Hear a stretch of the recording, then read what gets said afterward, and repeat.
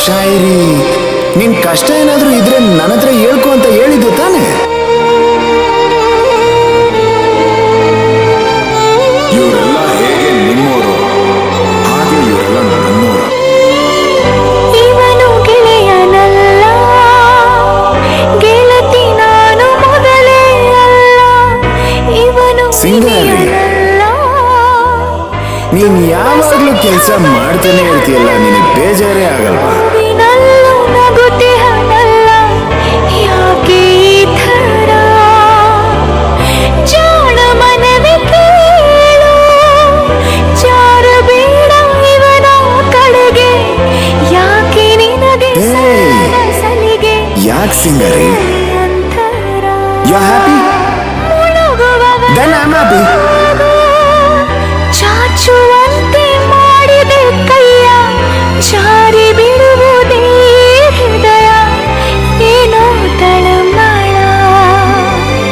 ಇವನು ಇನಿಯನಲ್ಲ, ತುಂಬ ಸನಿಹ ಬಂದಿಹನಲ್ಲ.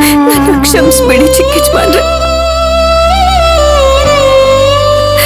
ನಿಮ್ಮಿವತ್ತಿನ ಪರಿಸ್ಥಿತಿಗೆ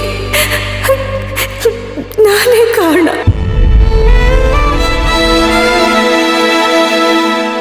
ನನ್ನಿಂದ ತುಂಬಾ ದೊಡ್ಡ ತಪ್ಪಾಗೋಗಿದೆ.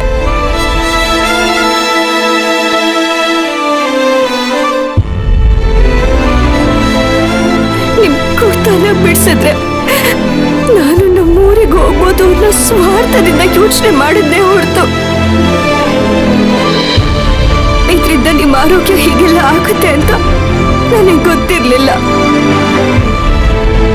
ನಾಟಿ ಔಷಧಿಯಿಂದ ಹೀಗೆಲ್ಲ ಆಗುತ್ತೆ ಅಂತ ನನಗೆ ಗೊತ್ತಿರ್ಲಿಲ್ಲ ಚಿಕ್ಕ ಯಜಮಾನ್ರೆ. ನಿಮ್ಮ ಬಾಯಲ್ಲಿ ನೊರೆ ಬರೋದಿಲ್ಲ, ನೀವು ನಳ್ಳಾಡೋದನ್ನ ನೋಡಿ ಒಂದು ಕ್ಷಣ ನನ್ನ ಜೀವ ಹೋದಾಗಾಯ್ತು.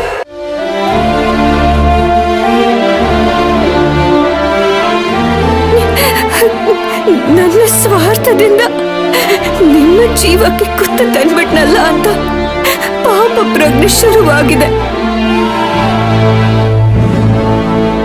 ನಿಮ್ಗೇನಾದ್ರೂ ಹೆಚ್ಚು ಕಡಿಮೆ ಆಗಿದ್ದಿದ್ರೆ ಪಾಪ ಪ್ರಜ್ಞೆ ನನ್ನ ಜೀವ ಇರೋವರೆಗೂ ನನ್ನ ಕಾಡ್ತಿತ್ತು.